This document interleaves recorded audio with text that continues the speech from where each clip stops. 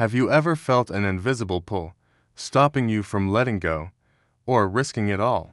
This isn't just emotion, it's a deep wiring in your brain that shapes every choice you make. Stay with me, because by the end of this video, you'll see why fear of loss silently rules your decisions and how understanding it can change your life. Imagine standing in front of a house you've owned for years. It's familiar, comfortable, filled with memories of late-night conversations, family dinners, and quiet mornings. But here's the catch: you can no longer afford it. The mortgage is stretching your budget, bills are piling up, and yet, when friends suggest selling, you hesitate. It's mine, you think. That simple thought, so innocent, holds a powerful force. It's the fear of loss at work. At its core, fear of loss is the deep emotional response we experience at the thought of losing something we value, whether it's a person, a possession, an opportunity, or even an idea. It's not just a fleeting discomfort, it's a feeling that can dominate our decisions, sometimes in ways that seem irrational. This fear is universal. It doesn't discriminate between cultures, ages, or socioeconomic backgrounds. Everyone experiences it, often without realizing how much it guides their choices. So, why is fear of loss one of the strongest human emotions? Psychologists and neuroscientists have spent decades trying to understand this. The answer lies deep in our brain wiring. Humans are loss-averse creatures. Research shows that losses activate our brains more strongly than equivalent gains. Daniel Kahneman and Amos Tversky, pioneers in behavioral economics, demonstrated this in countless experiments. People tend to prefer avoiding a loss over acquiring a gain, even when the gain is logically equal or greater. For example, imagine being offered a gamble. You could win $100 or lose $100 with equal probability. Most people avoid the gamble not because the potential gain is appealing, but because the potential loss triggers a stronger emotional response. Losing feels heavier, more painful, more real than gaining feels joyful. This is why fear of loss quietly drives decisions in ways we rarely notice.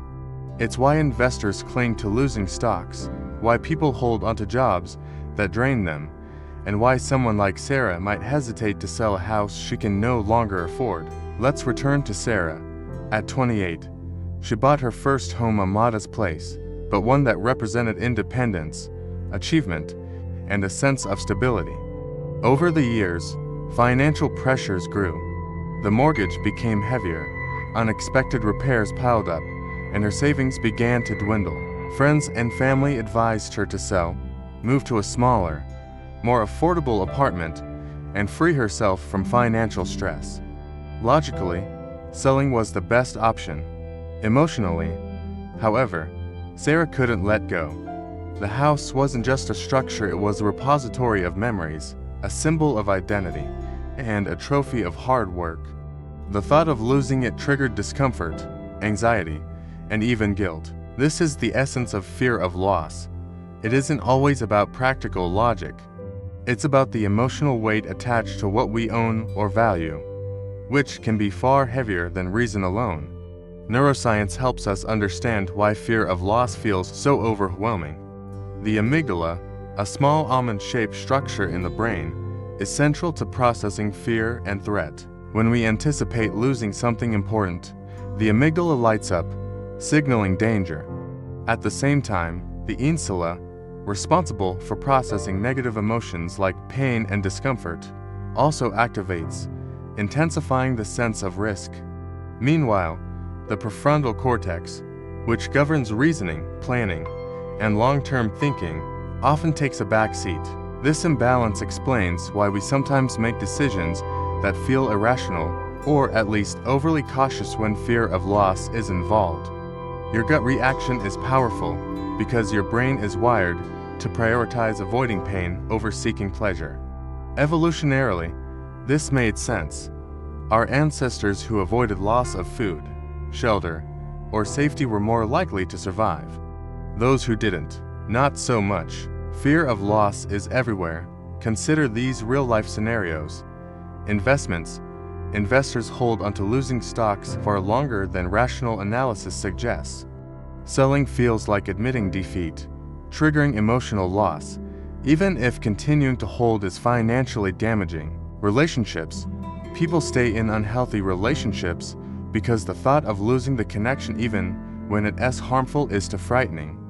Attachment makes the potential loss feel unbearable. Opportunities. Professionals may pass on career changes or entrepreneurial risks because the potential loss of stability outweighs the possible gains. Even small, everyday choices are influenced. We hang onto old clothes, old gadgets, and even friendships that no longer serve us, not because of their practical value, but because of the emotional cost of losing them. Kahneman and Tversky's research coined the term loss aversion, highlighting that losses weigh roughly twice as much as gains in human perception. This isn't just a curiosity, it's a principle that explains consumer behavior, financial decisions, and even social interactions. Understanding this can be liberating.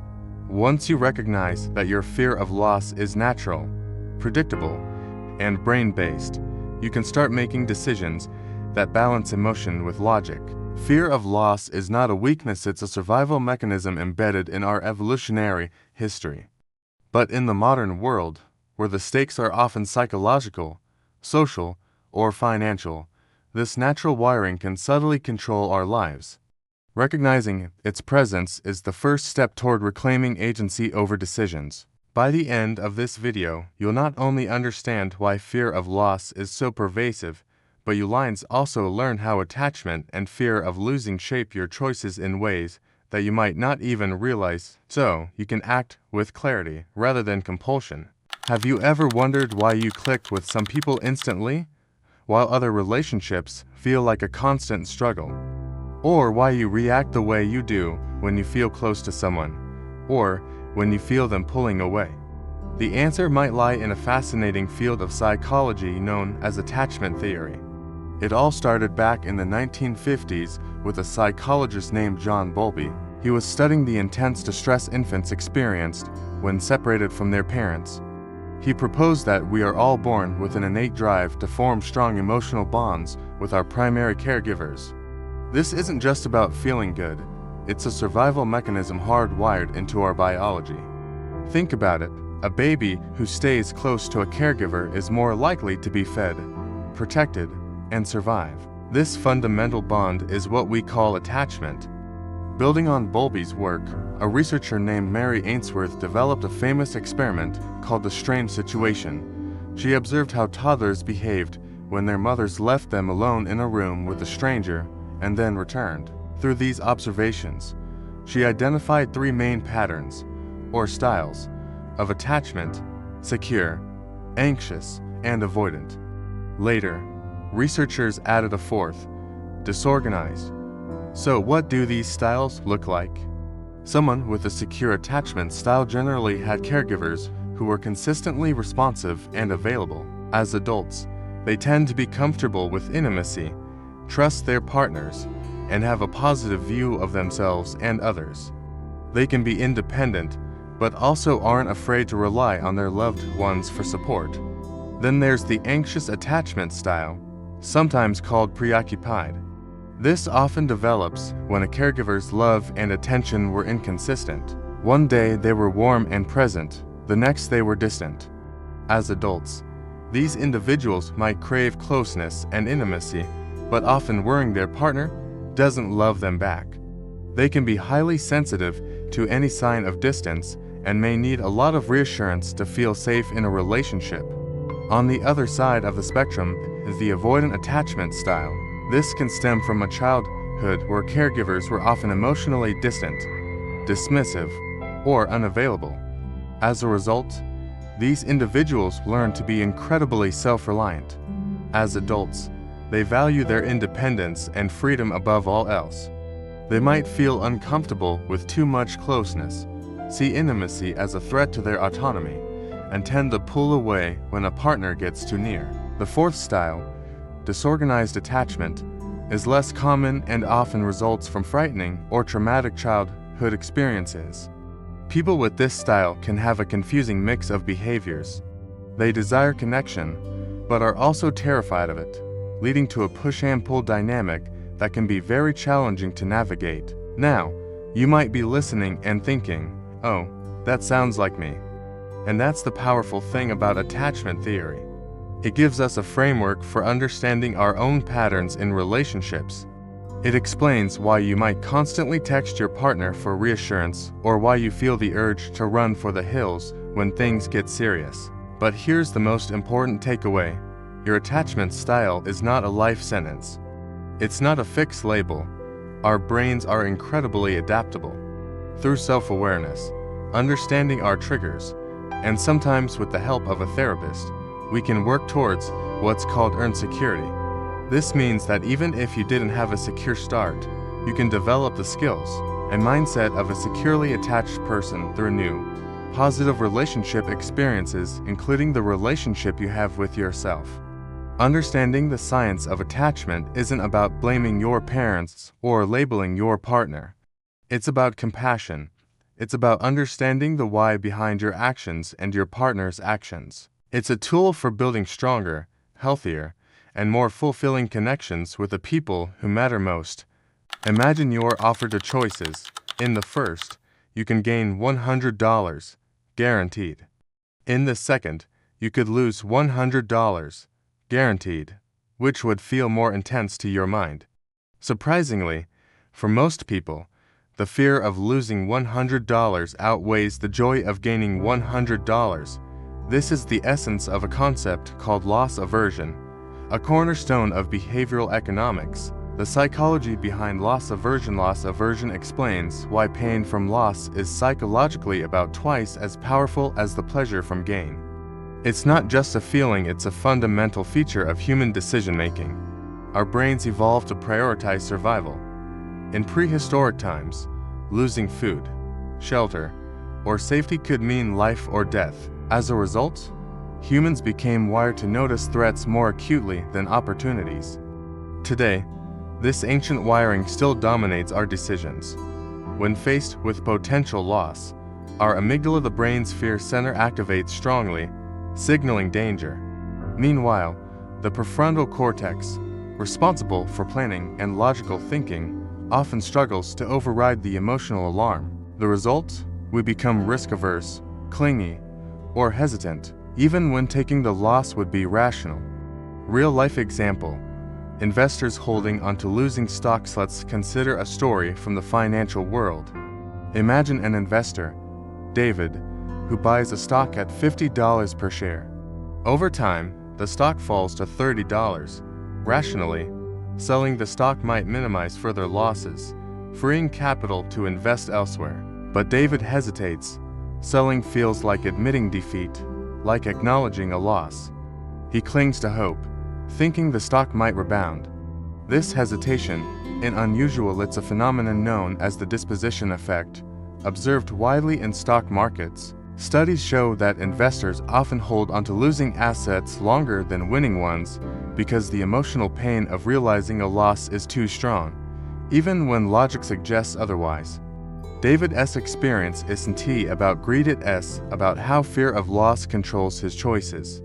Loss aversion in everyday life. Loss aversion isn't limited to money or investing. It subtly shapes countless everyday decisions. Relationships. People stay in unsatisfying relationships because leaving feels like losing a part of their identity or security. Even when unhappiness outweighs the benefits, fear of loss can paralyze action. Career choices. Employees may cling to jobs they dislike because leaving feels like losing stability, prestige, or social connections. Consumer behavior. Retailers exploit loss aversion with tactics like limited time offers or last chance to buy. The potential of missing out triggers stronger responses than the actual benefit of gaining the product.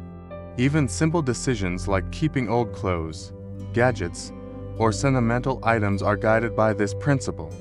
We fear losing what we already own more than we desire what we don't. Story: Mia and the apartment. Consider Mia, a young professional living in a city she loves. A more affordable apartment opens nearby, offering a chance to save money and reduce stress, but Mia hesitates. Moving means leaving behind the neighborhood she knows, the friends nearby, and the memories in her current apartment. Though moving is practical, the psychological cost of loss feels unbearable. She eventually decides to stay, paying more than necessary. Mia's hesitation illustrates loss aversion perfectly. It's not about rational analysis, it's about the emotional weight of giving up what we already have. The brain science behind loss aversion neuroscience explains why losses feel so heavy. Functional MRI studies show that anticipating loss activates the anterior insula, a region associated with pain, discomfort, and negative emotions. At the same time, the striatum, responsible for processing rewards, activates less intensely when considering potential gains of equal value. Simply put, your brain reacts more strongly to the thought of losing than to the thought of winning. The result is a neural bias. Humans are wired to prefer avoiding pain over seeking pleasure. This bias is automatic and unconscious, influencing choices from investments and relationships to everyday consumer behavior. Behavioral economics research insight Daniel Kahneman and Amos Tversky first formalized this idea in their groundbreaking prospect theory. They demonstrated that people consistently overvalue losses compared to gains. For instance, in one experiment, participants were given a choice between 1. A guaranteed gain of $500, a 50% chance to win $100 even though the expected value is the same. Most participants preferred the guaranteed gain. Conversely, when framed as losses, people avoid risk at all costs, often making decisions that are overly conservative or even counterproductive.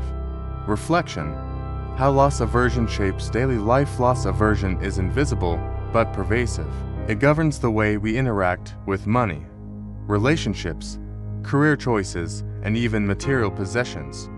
It explains why letting go is so difficult, why change triggers anxiety, and why we sometimes make decisions that feel safe but limit growth. The good news: awareness is powerful. By recognizing the emotional weight of potential loss, you can pause before making decisions, weighing rational outcomes against instinctive fear. Understanding loss aversion doesn't eliminate the emotion, it gives you a lens to manage it wisely. Imagine how different life would feel if you could separate the fear of losing from the value of what you might gain. You could make decisions with clarity, embrace change, and navigate uncertainty without being paralyzed by instinctive loss aversion. Imagine standing at a crossroads in life. On one path lies opportunity, a new job in a different city, a chance to learn, grow, and take a risk. On the other path is comfort, the familiar, predictable, and safe choice that keeps you in your comfort zone. Even if logic tells you that taking the risk could bring enormous benefits, a subtle, powerful feeling tugs at your mind, the fear of losing what you already have. This is the silent force that makes humans prioritize comfort over growth, and emotion over reason. How fear of loss hijacks logical thinking. Fear of loss isn't just an emotional inconvenience, it can hijack the brain's decision-making system. Neuroscience shows that when the brain perceives potential loss, the amygdala, responsible for processing fear and threat, becomes highly active. It triggers a flood of stress hormones and heightens vigilance, signaling danger. At the same time, the prefrontal cortex, the part of the brain responsible for planning, reasoning, and weighing long-term outcomes, can become temporarily suppressed. The result? Decisions become emotionally charged, rather than rationally calculated. The brain overestimates the potential downside while underestimating the potential gains. This explains why even when the logical choice is obvious, we hesitate, procrastinate, or default to the safe option. Story: choosing comfort over opportunity. Take Emma, for example. She's been working in a stable job for years. One day, she's offered a position in a new city with better pay, more responsibility, and exciting challenges. Her rational mind tells her this is a golden opportunity: career growth, financial improvement, new experiences. But her emotional brain paints a different picture: the fear of leaving friends, losing daily routines, and facing the unknown looms large. Despite knowing the logical choice is to embrace the opportunity, Emma chooses comfort. She stays in her old role, safe and predictable, but also stuck. The fear of losing what she already has: stability, familiarity, a sense of control overrides the potential gains. This is fear of loss in action, subtly shaping decisions without conscious awareness. Everyday examples of emotional versus rational decisions. Loss-driven emotional decisions are not limited to big career moves. They occur in daily life, often unnoticed. Relationships. People avoid difficult conversations or necessary breakups because confronting the situation feels like losing connection, even if staying is unhealthy. Money. Shoppers hold onto old gadgets or unnecessary subscriptions because selling or canceling feels like admitting loss, even if it would free up money. Habits. Someone may stick to a routine they dislike simply because changing it involves letting go of what is familiar. Fear of regret or discomfort often outweighs potential improvement. Even minor decisions, like postponing exercise, delaying a difficult conversation, or staying in a predictable environment, are influenced by the emotional weight of potential loss, not logical evaluation of outcomes. Behavioral research insight studies in psychology consistently show that humans are prone to predictive regret. This is the tendency to make decisions that minimize the potential for future regret, rather than maximize potential gain. Loss aversion and predictive regret often work hand in hand, creating a bias toward preserving the status quo. For instance, a 2001 study published in the Journal of Behavioral Decision Making found that participants consistently preferred options that minimized possible negative outcomes even when the potential for reward was higher in riskier choices. This demonstrates how fear of loss can dominate reasoning, leading to choices that prioritize short-term emotional comfort over long-term benefit. Brain science connection. Neuroscientific research adds another layer of understanding. When facing emotionally charged decisions, the insula, associated with processing negative emotions and discomfort, activates alongside the amygdala. Simultaneously, the ventromedial prefrontal cortex, which integrates emotion and reasoning, attempts to regulate the decision. The balance between these brain regions determines whether a decision is rational or emotional. People with higher sensitivity to loss, often influenced by attachment styles or past experiences, tend to have stronger amygdala responses. This is why some individuals consistently overestimate potential downsides, even when logical reasoning suggests a safe or beneficial outcome. Reflection. Every day, humans face countless small and large decisions. While logic may suggest one path, the emotional fear of losing something often dictates the outcome. Recognizing this dynamic is critical. By understanding how fear of loss hijacks rational thinking, we can pause before making emotionally driven decisions, evaluate potential gains and losses more objectively, acknowledge emotional responses without letting them dictate choices. The more aware we are of this interplay between emotion and reason, the better we can navigate uncertainty, embrace opportunities, and avoid being trapped by the invisible hand of fear. Humans are social creatures. From the moment we are born, relationships, family, friends, romantic partners shape our emotional world. And with relationships comes a subtle, often invisible force, the fear of losing the people we care about most. Attachment in relationships isn't just about love or companionship, it's about security and survival. Losing someone important, whether physically or emotionally, triggers one of the most fundamental human fears. The intensity of this fear can change how we behave, how we communicate, and even how we make decisions about our lives.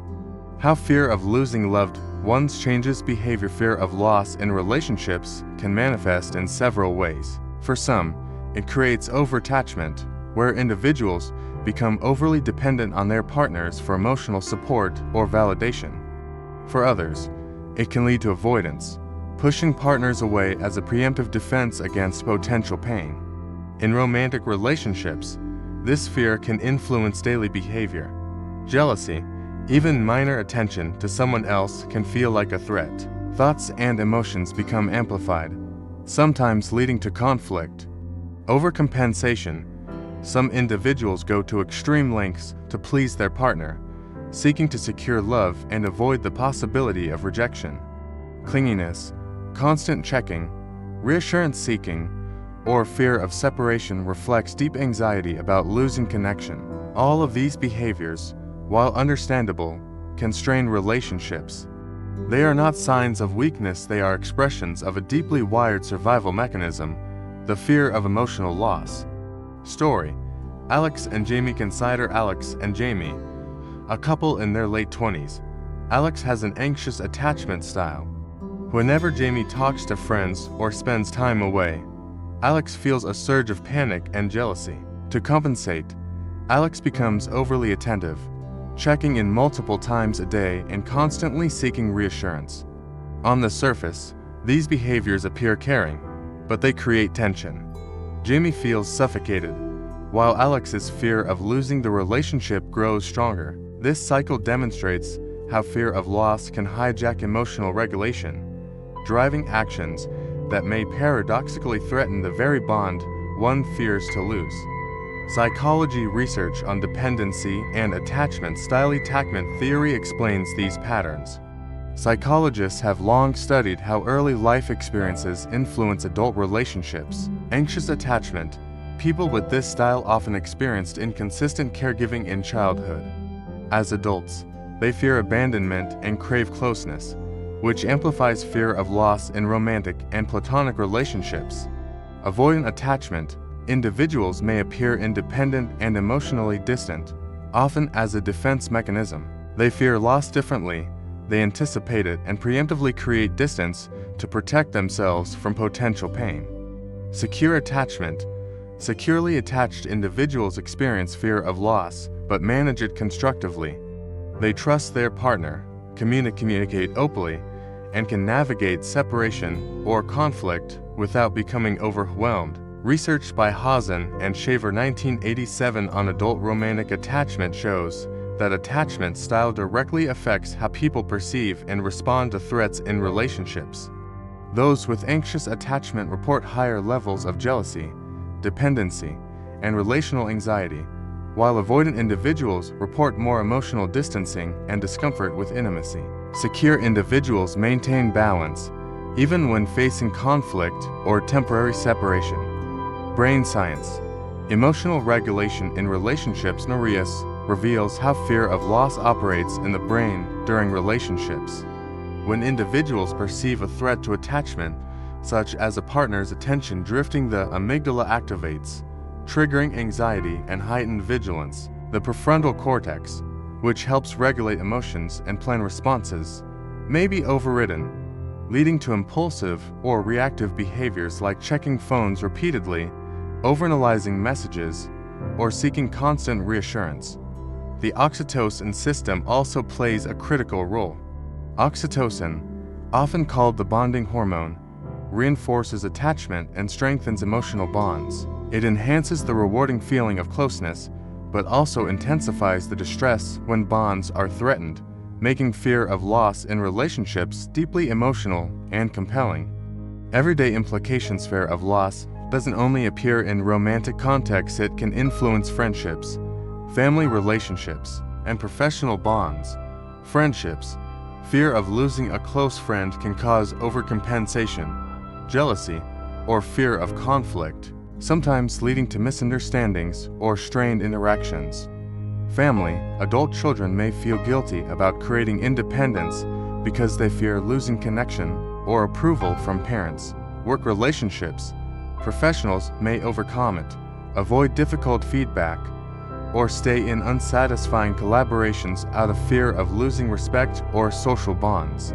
Recognizing how fear of loss operates allows individuals to navigate relationships with awareness. Rather than reacting impulsively to emotional triggers, one can pause, reflect, and respond thoughtfully. Reflection. Addict and fear of loss are inseparable in human relationships. They can motivate love, care, and protection, but also anxiety, jealousy, and overdependence.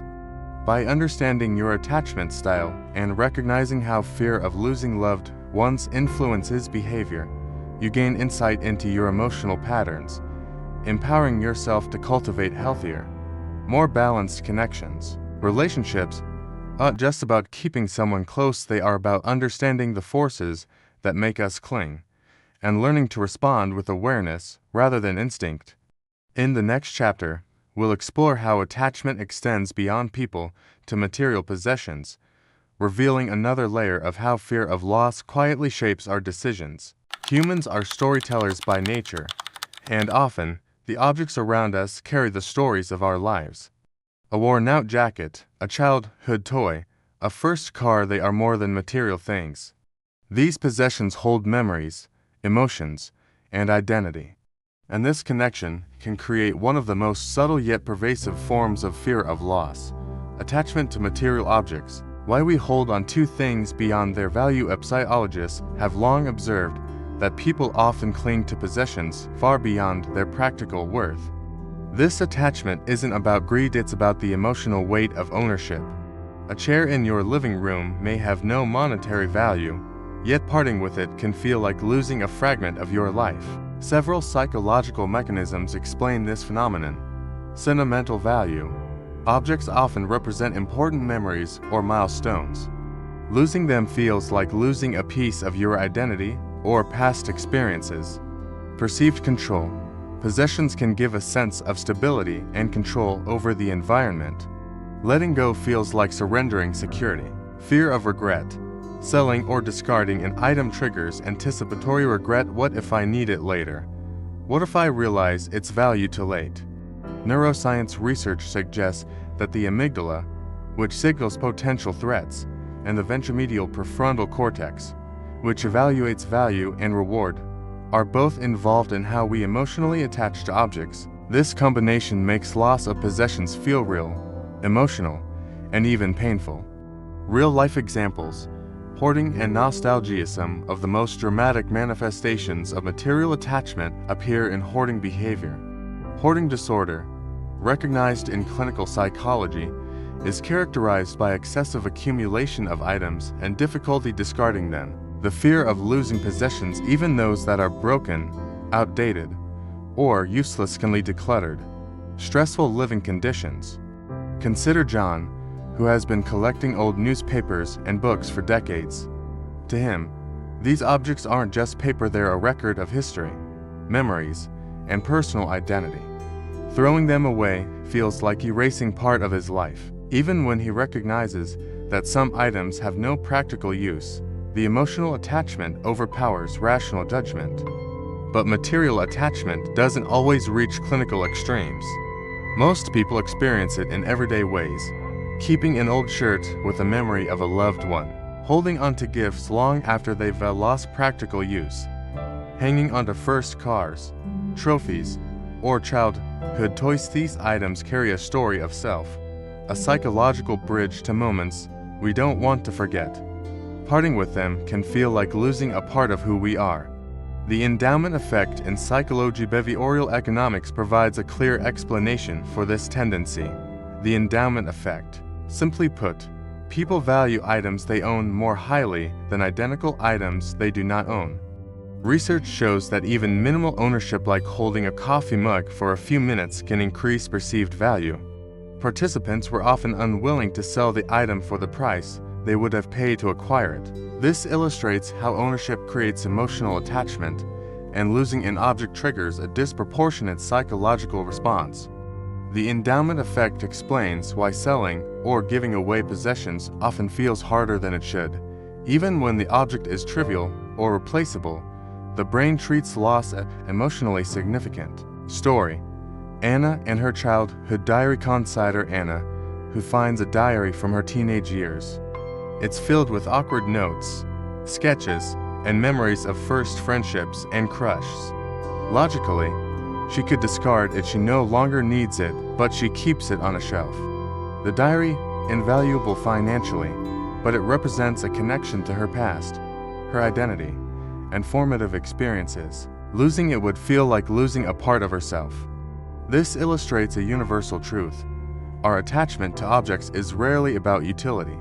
It's about meaning, memory, and emotional connection. Material attachment and everyday decisions. Material attachment influences many small and large decisions in life. Financial choices. People may avoid selling stocks, cars, or property because of sentimental or psychological attachment. Living spaces. We may keep cluttered rooms or unused items because parting with them feels like a loss of control. Consumer behavior. Marketing often leverages material attachment. Limited editions or keep it forever campaigns tap into fear of loss and sentimental attachment. Understanding material attachment helps us see why letting go can be so difficult. It is not laziness or rationality, it is a natural response wired into the human brain to protect what we perceive as valuable. Reflection. Material attachment may seem trivial compared to relationships or life-changing decisions, but it is a window into the human psyche.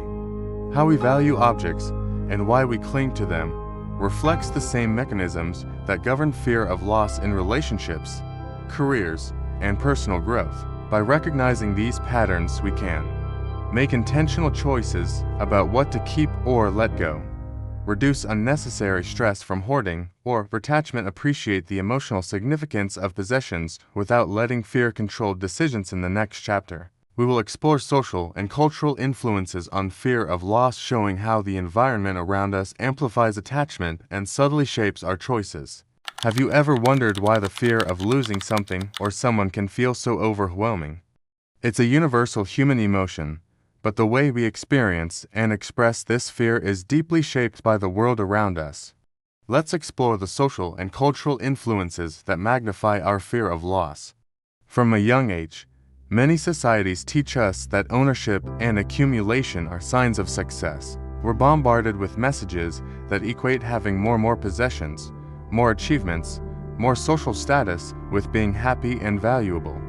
This creates a culture of attachment. We don't just own things. Our identities become intertwined with them.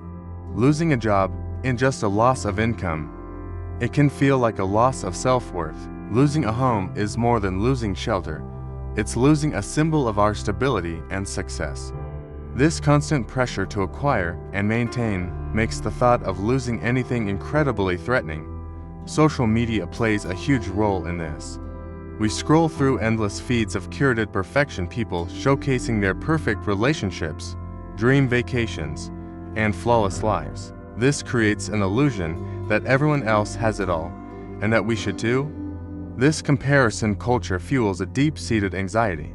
We fear that our lives don't measure up, and we fear losing the things we have because it would mean falling even further behind in this imaginary race. The digital world makes loss public and quantifiable, turning personal setbacks into perceived social failures. Cultural narratives also dictate how we should feel about loss. Some cultures emphasize stoicism and hiding grief, teaching individuals that showing vulnerability is a sign of weakness. This can make the experience of loss incredibly isolating. People feel they have to suffer in silence, which can intensify the fear and prevent them from seeking the support they need. On the other hand, some cultures have rich, communal rituals for grieving that allow for an open expression of sorrow. These practices acknowledge loss, a natural part of life, and provide a supportive framework for healing, which can help mitigate the fear associated with it. Think about the stories we're told in movies, books, and family histories. Romantic narratives often portray love as an all-consuming force, where losing a partner is the ultimate tragedy from which one might never recover. While these stories can be beautiful, they also set an impossibly high stake on relationships. They can instill a terrifying fear of being alone, making us cling to relationships, even unhealthy ones, out of a fear of facing that perceived void. This idealization of romantic completeness can make the natural end of a relationship feel like a personal failing rather than a part of life's journey. The fear of losing people is also tied to our social structures. In societies where the family unit is the primary source of support, the death of a family member or the breakdown of a family can be catastrophic, not just emotionally, but practically. In more individualistic societies, The fear might be more about losing our personal independence or our network of friends, which we build as our chosen family. Each cultural context frames what kind of loss is most devastating and, therefore, most feared. So, what can we do? Recognizing these influences is the first step. Understanding that your fear of loss is amplified by cultural pressures can help you separate your authentic feelings from socially constructed anxieties. It allows you to question the narratives you've been fed. Does owning this object truly define you? Is being in a relationship the only path to a complete life? Practicing mindfulness and gratitude can shift your focus from what you fear losing to what you appreciate in the present. It helps ground you in the reality of the here and now, rather than in an anxious future. Building a strong sense of self, independent of your possessions, status, or relationships, is also crucial. When your self-worth comes from within, the external losses, while still painful, are no longer a threat to your core identity. Finally, fostering genuine connections and seeking support is vital. Sharing your fears with trusted friends, family, or a mental health professional can dismantle the isolation that fear thrives on. Remember, experiencing fear of loss is human, but letting it control your life isn't a foregone conclusion. By understanding its roots, we can learn to navigate it with more wisdom and compassion for ourselves. Ever had that feeling where your mind screams, "Yes, this is a huge opportunity," but your body just freezes up, yelling, "Stop, something feels wrong"? That gut-wrenching knot, the racing heart, the sudden hesitation, that's your brain hard at work, reacting to the fear of loss. It's a powerful instinct that can make you second-guess yourself, even when the risk seems small. Let's dive into why your brain is wired this way. Deep inside your brain, there's a tiny, almond-shaped structure called the amygdala. Think of it as your personal alarm system. It's designed to detect threats and trigger an immediate response, long before your rational mind even gets a chance to chime in. When you face a potential loss like leaving a stable job, ending a long-term relationship, or even selling a sentimental item, your amygdala sounds the alarm. Suddenly, your heart is pounding, your palms are sweaty, and a sense of dread washes over you. To your amygdala, the fear of losing your comfort zone feels just as real as facing a physical threat. It doesn't really distinguish between a tiger in the bushes and a resignation letter on your desk. But it's not just the amygdala. Working alongside it is the insula, which is responsible for that gut feeling. The insula connects your body's physical sensations to your emotions. It's what creates that pit in your stomach when you're about to make a risky move. Imagine you get a fantastic job offer in a new city. Logically, you see all the benefits: more money, career growth, a fresh start. But then you think about leaving your friends and familiar places, and you feel that sinking sensation. That's your insula, alerting you to the emotional cost of what you stand to lose. It's so powerful that it can easily overshadow all the logical pros you've listed. Then there's dopamine, the famous feel-good chemical. While it's linked to pleasure and reward, it also plays a huge part in how we weigh risk. Your brain is constantly running a cost-benefit analysis. When it anticipates a reward, like making money or finding love, dopamine surges, making you feel motivated and excited. But when it detects a potential loss, the same system can slam on the brakes, making you cautious and risk-averse. Here's the kicker. Neuroscientists have found that the emotional sting of a potential loss is about twice as powerful as the pleasure of an equivalent gain. Your brain is literally programmed to prioritize not losing over winning. Let's think about Sophie. She's offered a chance to invest in a friend's startup. She knows the potential returns could be life-changing. But every time she thinks about putting her savings on the line, her heart races and she gets that deep feeling of unease. That's her amygdala and insula screaming about the potential loss, while her dopamine pathways are trying to balance it with the possible reward. She spends days agonizing over the decision, feeling completely stuck. But once she understands that this intense fear is just her brain's ancient survival wiring, she can take a step back. She can separate the emotion from the reality and make a calculated decision, not just an instinctive one. So, you have this constant battle inside your head. Threat signals from your amygdala and insula are screaming danger, retreat, while reward signals driven by dopamine are whispering go for it, it'll be amazing. Your prefrontal cortex, the rational part of your brain, is stuck in the middle, trying to referee this intense match. The stronger the perceived threat, the more likely fear will win out. This internal conflict shows up in our lives every single day. It's why we hesitate to switch careers, even for a better opportunity. It's why people stay in unhappy relationships, terrified of the emotional void. It's why we avoid making investments that could secure our future. This fear of loss isn't a flaw. It's an evolutionary feature that helped our ancestors survive. But in our modern world, where most threats are psychological, not physical, this same wiring can hold us back from growth. By understanding that this fear is just your brain's programming, you gain the power to manage it.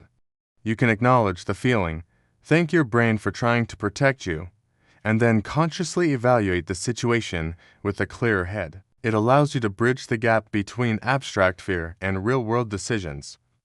So, you can navigate life with more awareness and confidence. Fear of loss does more than create fleeting anxiety, it directly shapes our choices, often by pushing us to avoid risk altogether. Avoidance is a natural defense mechanism. From an evolutionary perspective, it protected early humans from predators, dangerous terrain, or scarcity.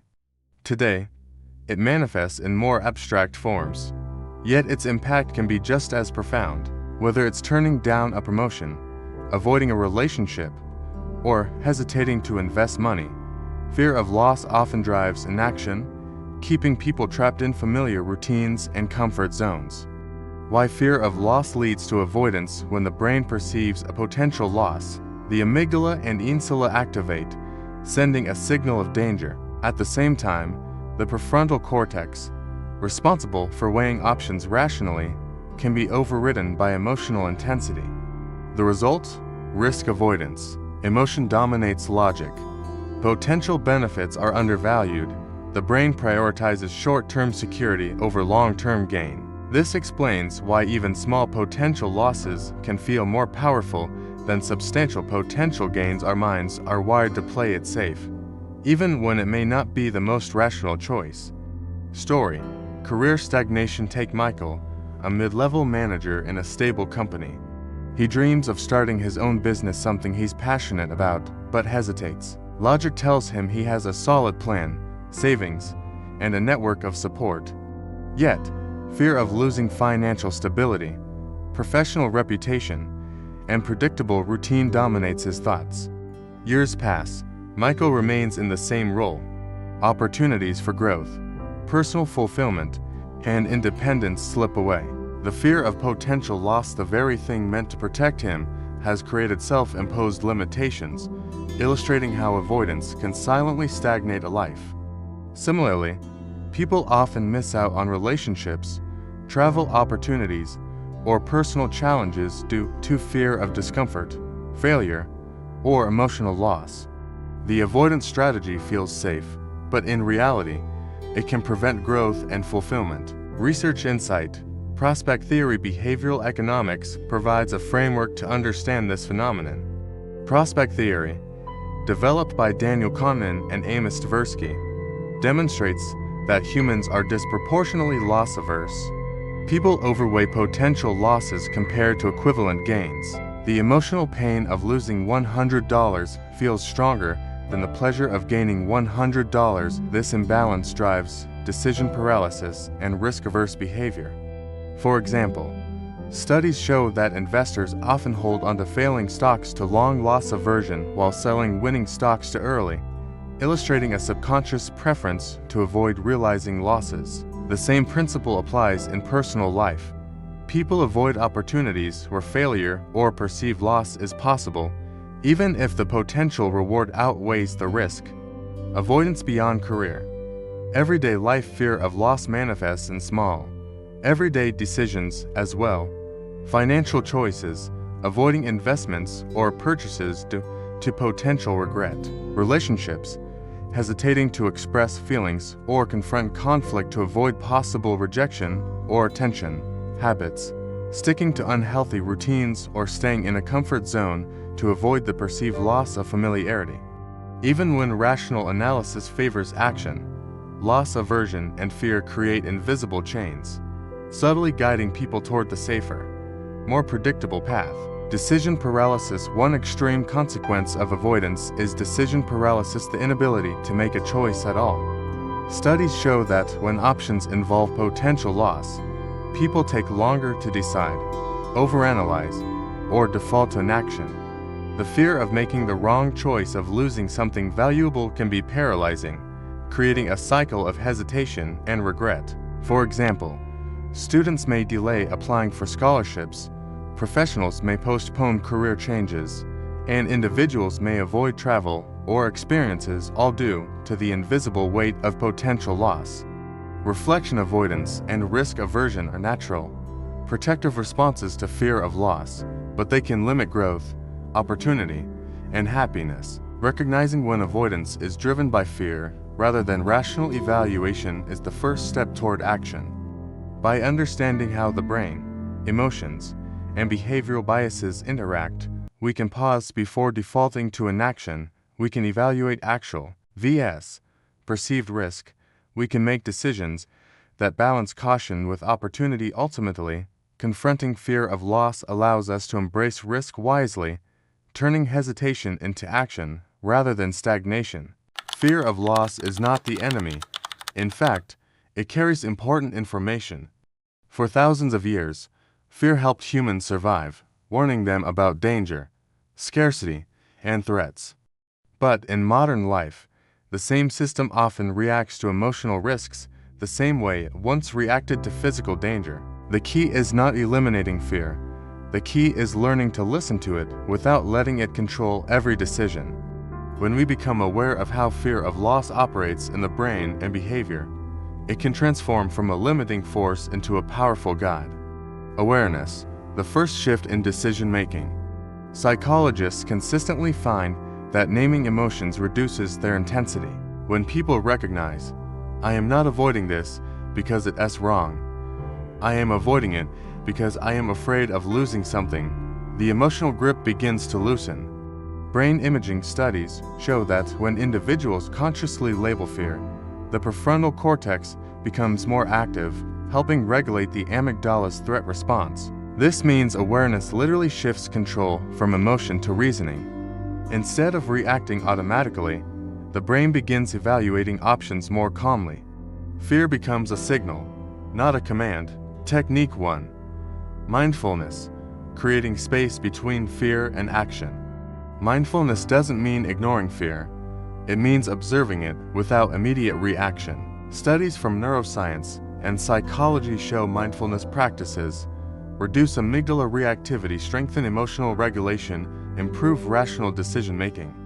When fear of loss arises, mindful awareness allows a person to notice tight chest, racing thoughts, catastrophic predictions. But instead of acting on them, they pause. This pause creates space, the space where wiser decisions are made. Even a few slow breaths can reduce emotional flooding and bring logic back online.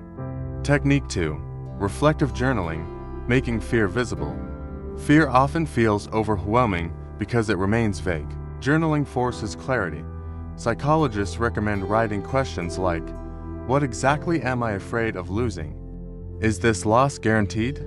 Or just possible? What might I gain if I act anyway? What evidence supports my fear?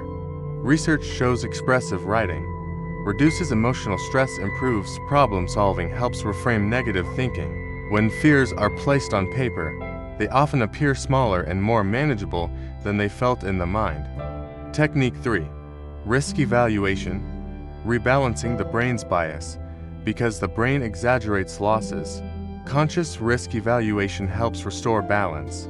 Instead of focusing only on what could go wrong, people are encouraged to ask, what is the realistic worst case? How likely is it truly? What is the realistic best case? What is the cost of doing nothing?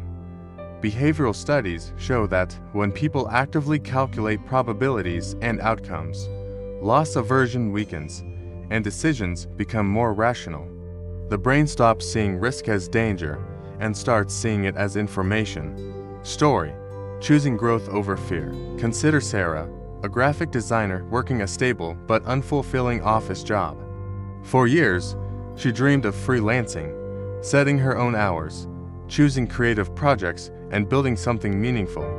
But fear held her back: fear of losing steady income, fear of failing publicly, fear of uncertainty. Each time she considered the leap, her mind flooded with worst-case scenarios. One day, instead of pushing the fear away, Sarah decided to understand it. She began journaling what she was truly afraid of losing: security, identity, approval. Then she evaluated the actual risks. She realized she could freelance part-time while keeping her job. She had savings. She had skills in demand. The fear didn't disappear, but it became manageable. With conscious planning, she slowly transitioned into freelance work. Today, she earns more than before and feels fulfilled. The fear was never wrong. It simply needed to be understood, not obeyed blindly. Fear as a compass, not a cage. Psychologists often describe fear as a protective alarm system, not a life decision maker. When fear of loss is acknowledged and analyzed, it highlights what matters most. It encourages preparation. It improves strategic thinking. But when fear runs unchecked, it causes avoidance. It limits growth. It traps people in comfort zones. The difference lies in awareness. Fear can guide preparation or create paralysis. Reflection: when people learn to observe fear of loss instead of reacting automatically, they gain something powerful: choice. Instead of living according to emotional reflexes, they begin making decisions aligned with goals, values, and long-term well-being. Fear doesn't disappear, but it stops controlling the future. Practical tips for balancing attachment is not a problem by itself. Humans are wired to care, to bond, to value people, goals, and possessions.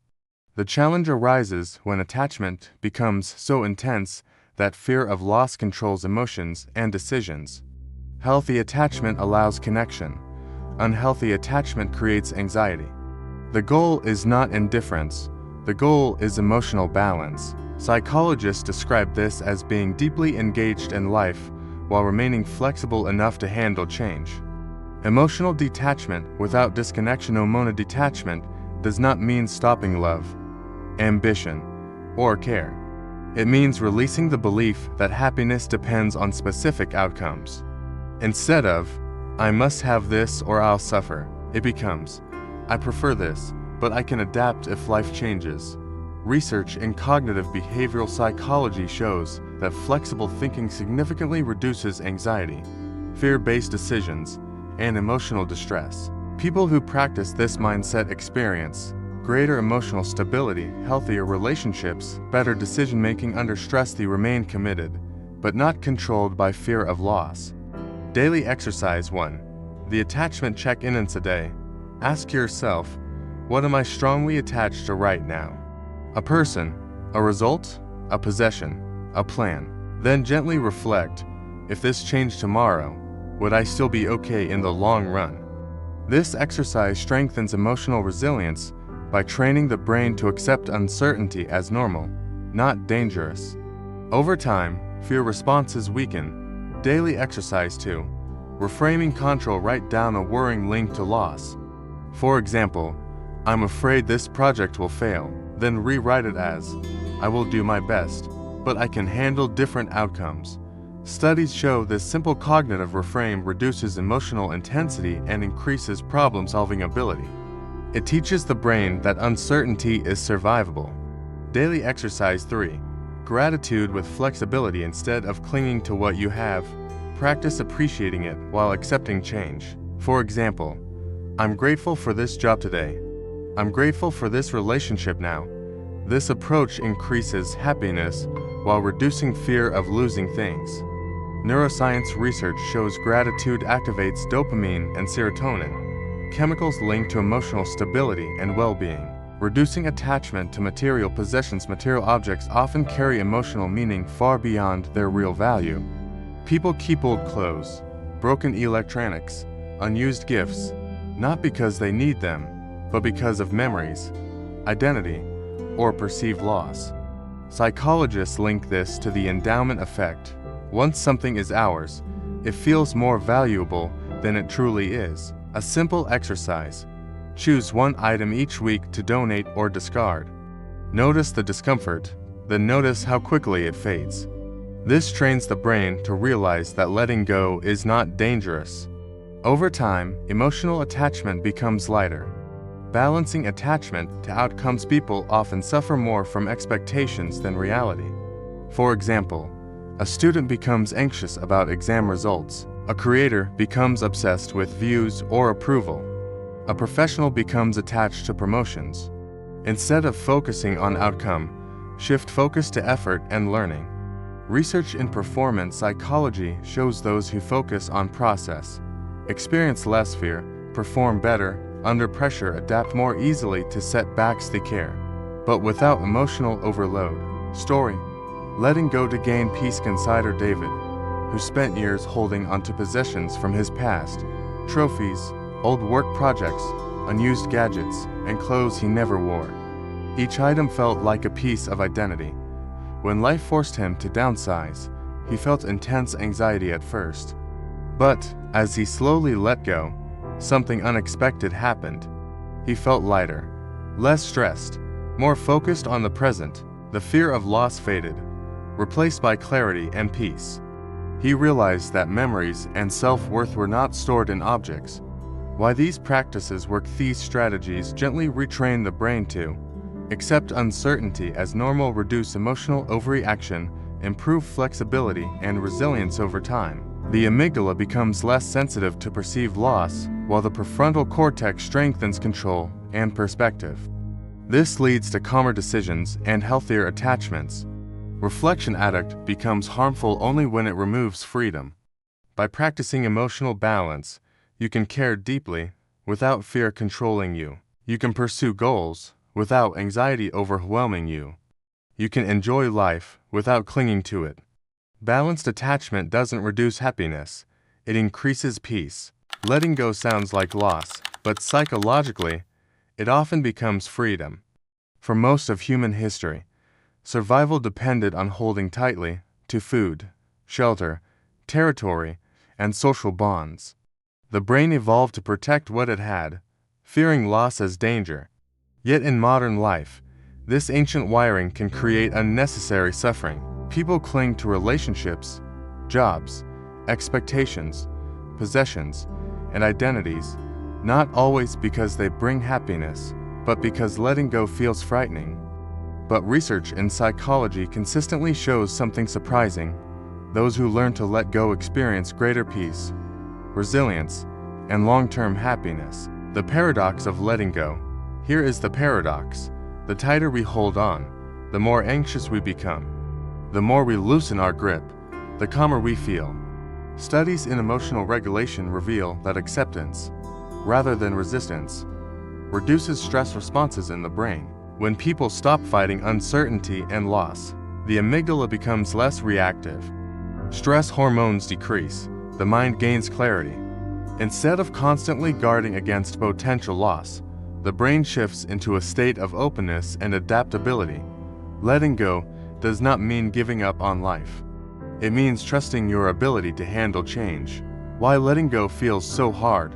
Fear of loss creates the illusion that control equals safety. People believe, if I hold tightly enough, nothing bad will happen, but life is naturally uncertain.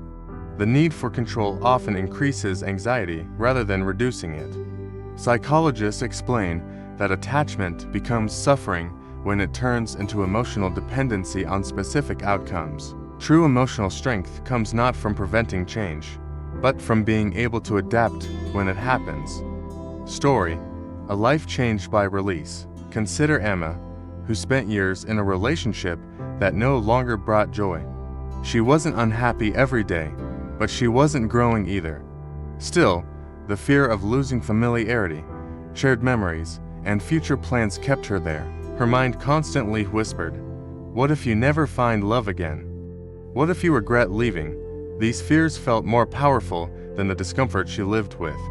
Eventually, after months of reflection, Emma chose to let go. The first weeks were painful, but slowly, something unexpected happened. She felt lighter. Her anxiety decreased. Her confidence grew. She explored new hobbies, met new people, and rediscovered parts of herself she had buried. Letting go didn't destroy her life, it rebuilt it. Her story reflects what countless psychological studies show. Loss often creates space for growth. Neuroscience of emotional freedom. When people practice acceptance and letting go, the brain begins to change. Neuroplasticity, the brain's ability to rewire itself, allows emotional responses to soften over time. Research shows reduced fear responses in the amygdala, stronger emotional regulation from the prefrontal cortex, increased feelings of calm and well-being. In simple terms, the brain learns that loss is not danger, it is change, and change becomes survivable. Letting go in everyday life. Letting go does not always involve big life decisions. It happens in small moments, letting go of expectations about how people should act, letting go of the need for constant approval, letting go of material excess, letting go of past mistakes. Each small release trains emotional resilience. Each moment of flexibility weakens fear of loss. Over time, life feels lighter, freedom through acceptance. People who master letting go often describe less anxiety, healthier relationships, better decision-making, greater inner peace.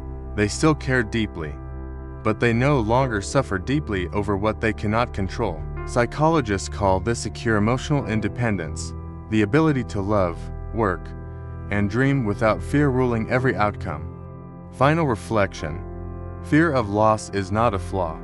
It is part of being human. It exists to protect what matters.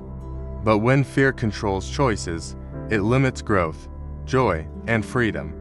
Understanding fear of loss gives something powerful: awareness, choice, emotional strength. When we recognize how attachment shapes decisions, we can begin to hold life gently instead of tightly. We can love deeply without fear. We can pursue goals without anxiety. We can embrace change without panic. Letting go does not mean losing life. Often, it means finally living it. Loss will always be part of the human experience, but suffering does not have to be. When fear is understood, it no longer controls. And when attachment becomes balanced, life becomes freer. If this documentary helped you understand fear a little better, to consider subscribing for more psychology-based explorations of human behavior. You can also share your thoughts or experiences in the comments, and sharing one's perspective may help someone else feel less alone.